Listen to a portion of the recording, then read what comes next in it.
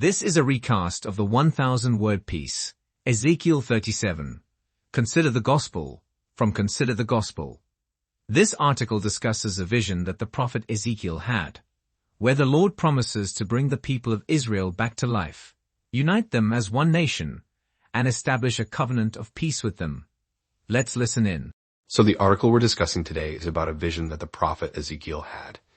He was brought by the Spirit of the Lord to a valley that was full of dry bones. He saw a great many bones on the floor of the valley, bones that were very dry.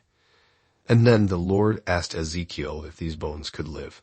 Ezekiel, being unsure of the answer, replied that only the Lord knew. Then the Lord instructed Ezekiel to prophesy to the bones and tell them to hear the word of the Lord. The Lord promised to make breath enter the bones and make them come to life. He would attach tendons, make flesh come upon them, cover them with skin, and put breath in them. As Ezekiel prophesied, there was a rattling sound, and the bones came together, bone to bone. Tendons and flesh appeared on them, and skin covered them. However, there was still no breath in them. Then the Lord told Ezekiel to prophesy to the breath and command it to come from the four winds and breathe into the slain, so they may live. And as Ezekiel prophesied as commanded, breath entered the bones, and they came to life, standing up on their feet like a vast army. The Lord then explained to Ezekiel that these dry bones represent the people of Israel who felt hopeless and cut off.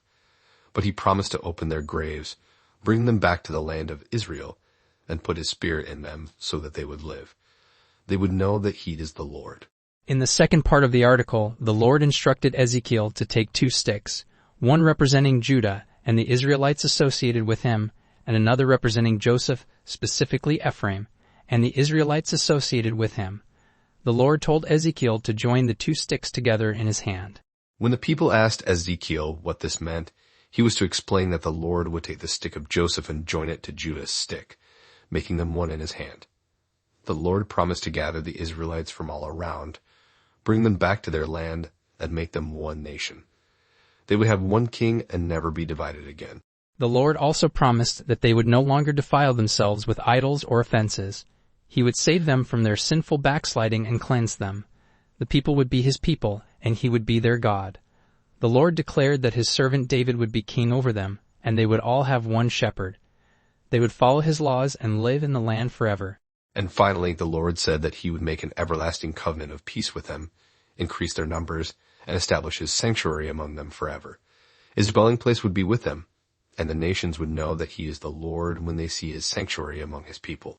So in summary, this vision showed Ezekiel that even though the people of Israel felt hopeless and cut off, the Lord had plans to bring them back to life, unite them as one nation, and establish a covenant of peace with them.